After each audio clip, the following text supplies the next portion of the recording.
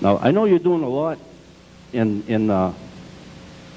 this field, you know. I mean, you're reaching a lot of people, but are you reaching those actual laymen that do a lot of the voting, you know, on a wide scan? You know, if that would work out, you know, if you get a good response from that, then the following month, you know, you hit the construction union people, same way, you know. And basically, that's my point. I've well,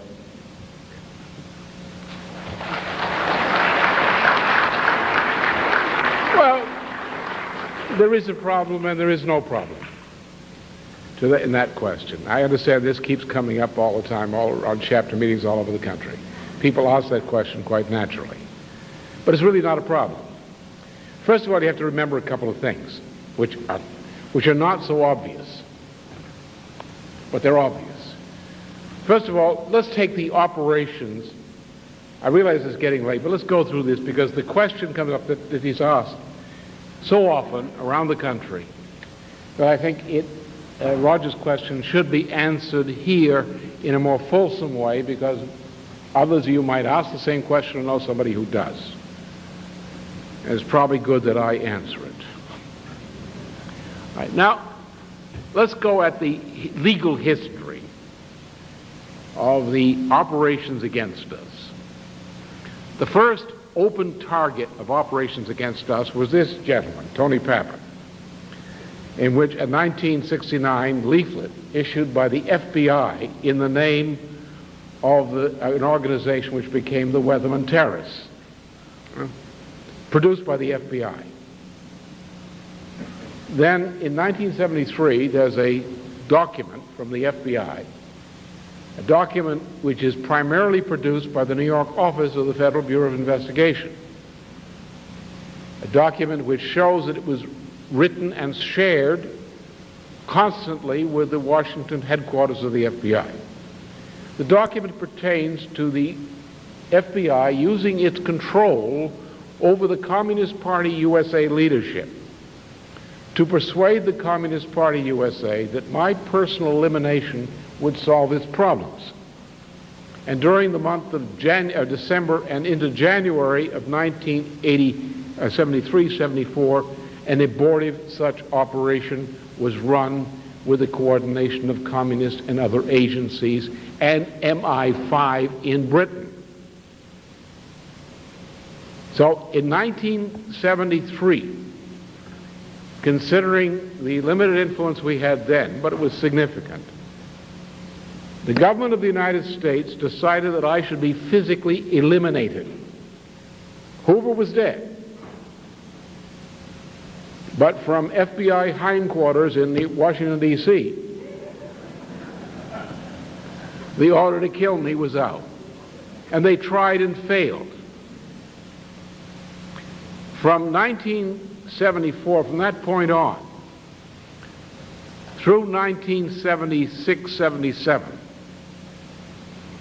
the FBI continued to run the largest scale operation against us, against any political organization in the United States. In 1982, I'll give you the picture. Or start with 1981. In December of 1981, I was approached by representatives of the U.S. government and asked to set up an exploratory back-channel discussion with the Soviet government. And I proposed to those who made the recommendation, it came from a gentleman known to me in a certain institution in the U.S. government, that I would be willing to do so on general interest, provided that nobody disagreed with my proposing what I had presented as part of my election campaign as a discussion point for the exploratory talks. It was agreed that I should do so. From February of 1982 through February of 1983, when the final meeting that I had actually with the Soviet gentleman occurred in Washington, I was engaged constantly in continuing back-channel discussion with the Soviet government at the highest level. The subject of that discussion was chiefly my proposal for what became known as the SDI. The SDI came from me and from no one else. I was the sole originator of what became known as the SDI.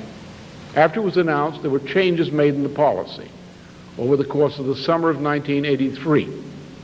But what President Reagan announced on March 23rd, 1983 was directly my policy and nothing else. There was no other author in the process.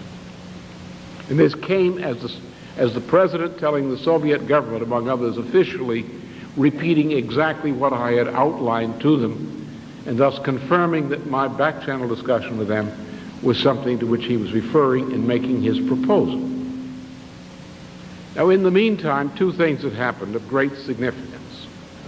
Number one, at the beginning of 1982, I had indicated that certain changes in policy which were made on the debt question by the U.S. government and others was going to create a debt crisis in the Western Hemisphere.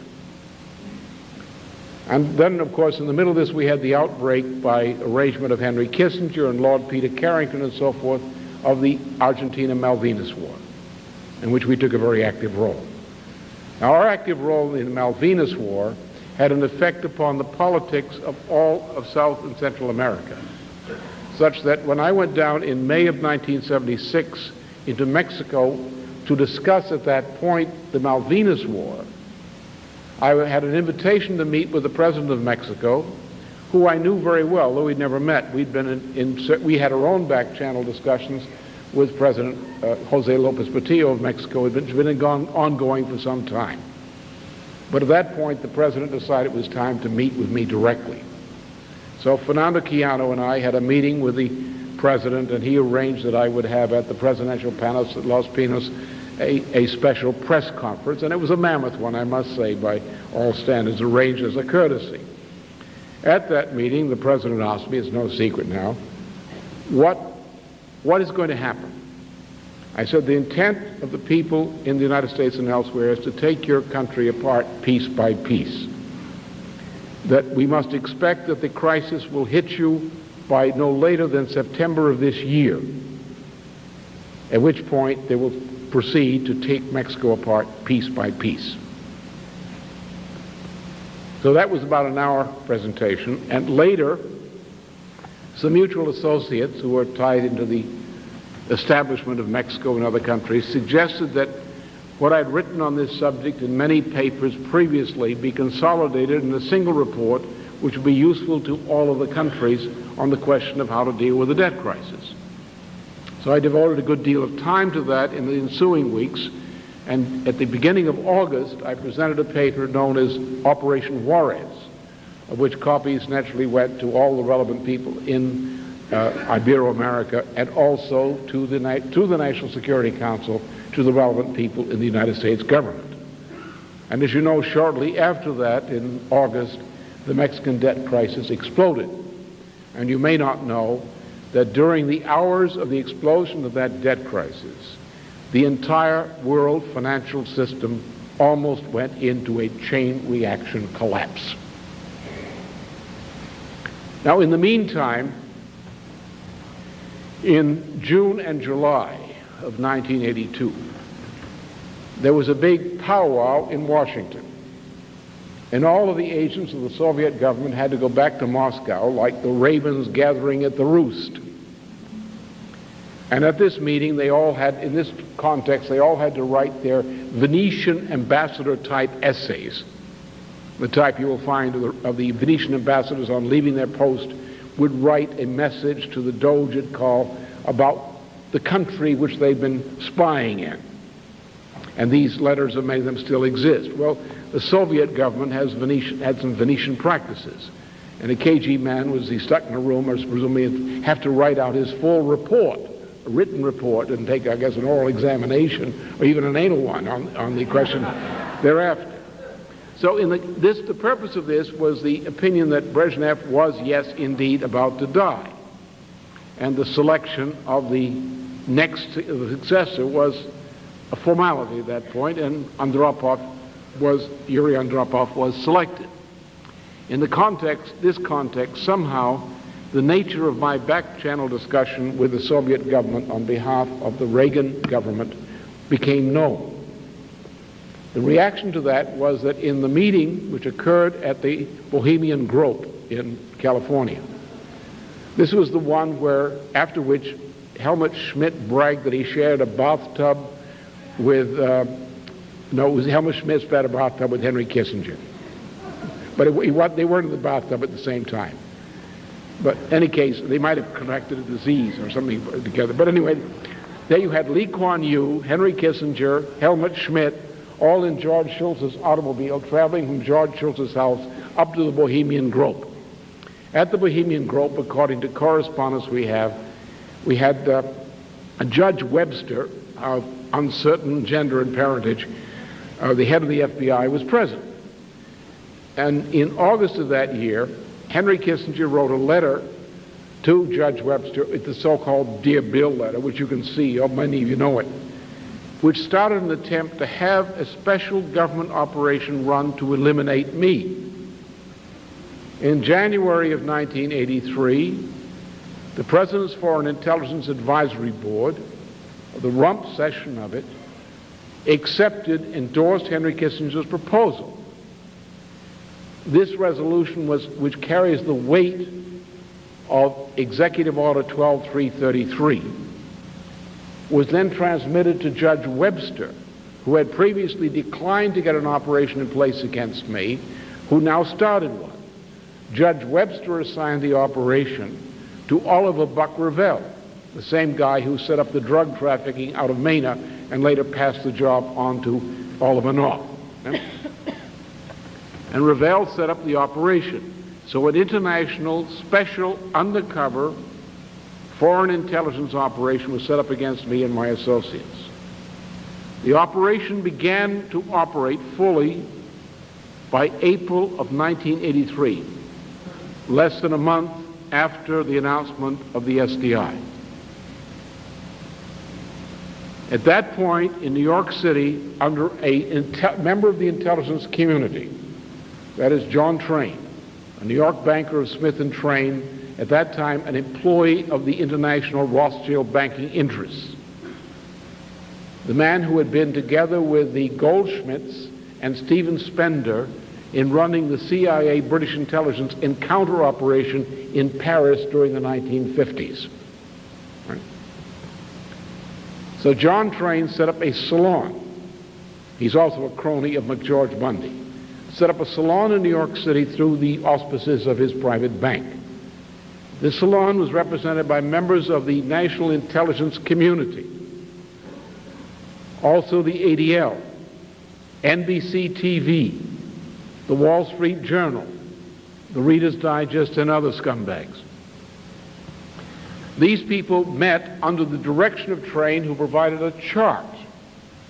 This chart made a structure of the types of libels which the U.S. news media was supposed to publish against me and my associates, but me essentially.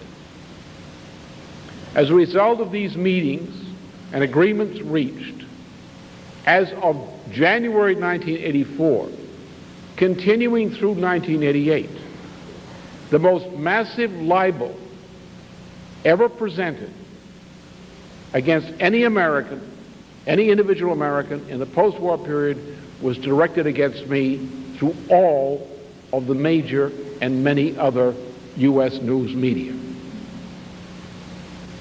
This extended into Western Europe. It started in the Soviet Union in 1984, which was integrated with the operation against me by the FBI et al. In the United States. From the accession of Gorbachev to the position of General Secretary in Moscow through 1988, especially in 1986, the most massive Soviet featured attack by all leading Soviet press against any foreigner, individual, was targeted against me, especially during the months from July into October of 1986. So anyone who tells you that they don't know who I am in the United States is either one of the most stupid people in the country, most ignorant, was born the day before yesterday, or is lying. We don't have a recognition problem. It doesn't exist. What we have is a fear problem. I know Americans. Americans were great cowards. I served overseas with them in World War II. And I saw how they reacted in the 1940s when we came back. I watched them cringe before McCarthyism. I watched them so afraid of losing their jobs and their privileges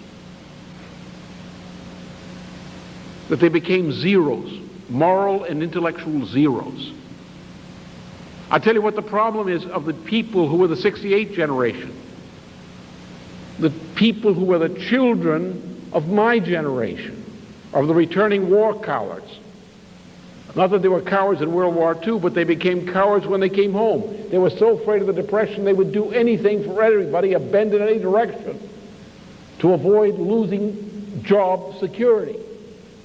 They formed a cult of personal and family security in a small niche at all costs. They degenerated morally naturally. They began jumping in the neighbors' beds. In order to deal with their children, they stuffed them with toys on the new boob tube, the new Satan's one-eyed babysitter, the television tube. And what do we call it? Looney something or other they used to have there on for the kids on the it was Looney Tunes, huh? We had a great number of people called the 1968 generation who were suckled on Looney Tunes. Their babysitter. The famous electronic wet nurse of 1950s America. Now, I met these kids on the campus. I happen to know their parents, not individually, but as types.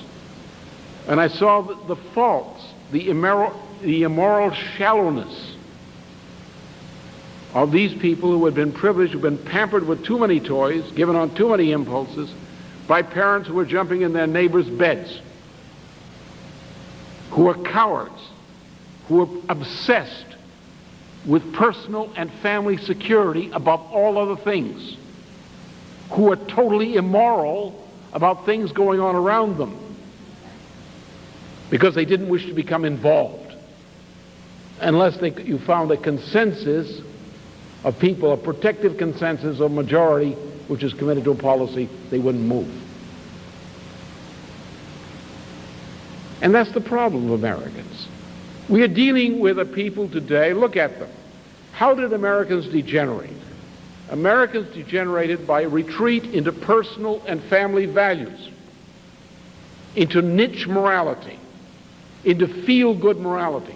I am a self-righteous moral person, therefore I feel good about me. The great crimes of omissions do not occur to them. They go around with a Tavistockian half smile, a grin on their face. I feel good about me.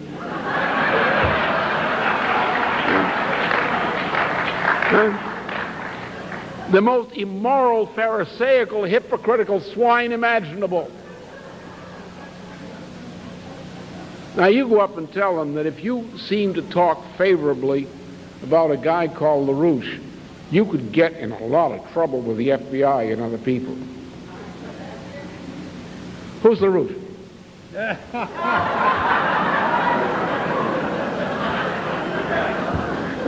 You know it. Most of you know this thing. You've seen it. You've had contact with it. Now, the only way you can deal with people is don't play the game.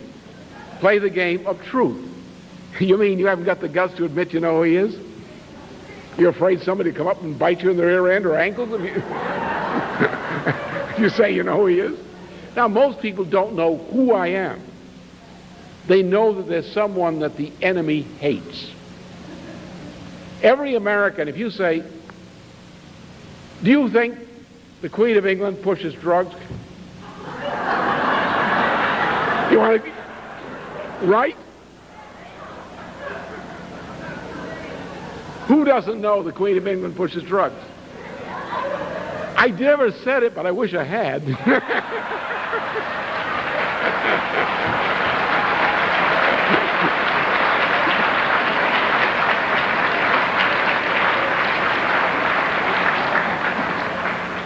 I mean, let us be realistic. So the problem is not effective propaganda. How are we building? What did I insist upon when I got out of the jug? You know, you got some members around here wish I hadn't been let out. I destroyed their peaceful cottages and things like that. But in any case, what did I insist upon? I said, cut out amateur night. Cut out the cottage industry ways of doing business. Stop commenting upon somebody else's newsday book.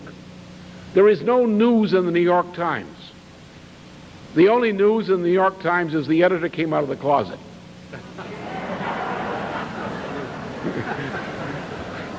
Otherwise, there's no news.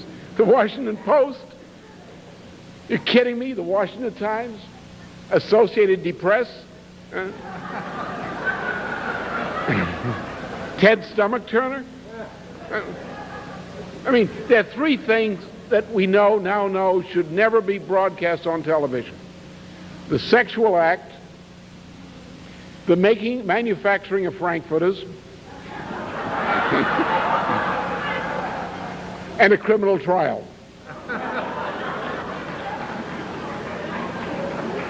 And I'm convinced, and I've said again and again, the only reason this trial ever occurred is because Ted Turner needed the money. They told him he'd have to marry a look-alike of Jane Turner if he didn't. Jane Fonda if he didn't, whatever. Jane Stomach Turner, whatever it is. All right. So what we are doing is what the point I addressed yesterday morning, or yesterday afternoon. The American people don't know anything. They don't know what's happening to them. They only know whatever it is, it's unpleasant. And they'd rather feel good than know what it is.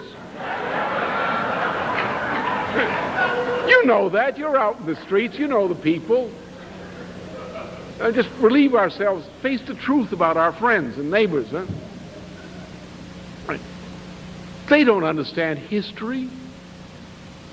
In school today, they don't teach history. They teach current events. And you grab a hold of an electric wire. That's called a current event. For all they know. So what's our job? Our job is to say, look, you can lose everything. You can lose your bank account. You can lose your mortgage. You can lose your house. You can lose your food. You can lose everything. Don't tell me what you have that you have to defend. Because everything you have in that nature is about to be taken away from you. It's threatened. Now, you're not going to defend yourself by saying, I'm going to defend these values. I'm going to insist on leading a normal life. I'm going to keep my nose clean and keep my job and keep out of trouble, and I'm going to survive with my bank account and my savings. Crazy. It's not possible. Not when the whole financial system is about to be blown to smithereens, when the industries and the employment are about to be blown away. This is no time to talk about such trivial matters. About I've gone, you know, it's like the guy, look, I've crossed the ocean in this rowboat 5 times. What storm? Yeah. This kind of thing. So they don't know. They have forgotten these questions. The question of what is life? What is the meaning of mortality? What does life mean? What does my life mean? They haven't faced those questions. What is history? What is humanity? What am I a part of this human race? How am I to understand my existence in the vast expanse of human existence? When everything that I find that I have prized, however foolishly, can be turned to dross, what can I cling to that is real? When I become old and I fear my mortality is overtaking me, What can I cling to that is true and valuable and a just source of pride to me, of my life being meaningful, every instant of my life remaining as to having a meaning? You only find that by understanding mankind and how you as an individual person can fit into humanity, why you are indispensable to all humanity, or can be, because you can receive and impart ideas which represent the treasures of the past on which the hope of the future must be premised. So therefore, what's important for us to tell people? It's important for us to teach people universal history, the idea of universal history, the idea of how important it is to be an individual human being, what you can do with the wonderful opportunity which is human life, even a mortal existence, to know what the issues of history are, to know that the European history that we represent is one of the greatest things in all human existence, one of the greatest things that ever happened in this universe. To know that this was a flawed creation because we didn't get rid of evil in the form of the traditional oligarchism. And the time has come when the toleration of evil brings the continued existence of a global civilization into jeopardy. And we are faced with a challenge in the collapse of this system of doing something. Something, even if it takes our life to do it, which means that we will make a transition from a dying past into a living future for our children, for those who come after us. An action in which any of us can take great, profound pride and say, yes, my life is meaningful. It was right that I should have been born and lived because my life has been necessary in this degree. I had to have lived in order to address this problem. Now, we're coming at a time when all of the usual coffee counter values are going down the drain with yesterday's coffee. If they don't try to sell it to you today, you got to watch them on that. In that time of crisis, we have to represent the body of ideas which address the heavy questions, the heavy ideas, not the light conversation at the counter, but the heavy ideas. And that's what makes the difference. We are coming into a period whereas probably this fall, the perception of our importance on this planet will be greatly increased.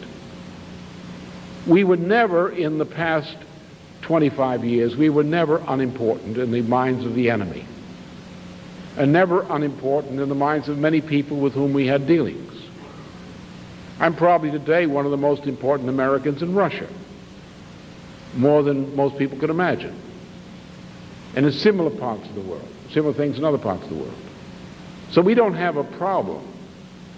We have a problem in the fact of the fear within the population, and especially the tendency of the population to be enslaved by the news media. We make that worse when we try to propitiate the population by limiting the topics of our discussion with them to topics which are in the news media. Because then we're commenting upon the lies, which may be truthful, but wouldn't it be better to tell the people the truth, which the news media never mentions? For example, everything said about what's happened in the Balkans, generally in the news media, is a lie. A simple, straightforward lie. Do you want to comment upon the lie, except to say, well, that's a lie? As most things in the news media are lies. But this, people say, what can I depend upon? You have people tell you, well, I have my opinion. I'm a well-informed person. What do you mean you're a well-informed person? Well, I read the news. I watch television. I read the right magazines. I read the newspapers. I even get the New York Times. I'm well-informed. You know, I say you're very well misinformed. And if your opinions are premised on that, your opinions aren't worth much. You have to tell the people what the news is, that the financial system is collapsing. Look at the ridiculousness of this.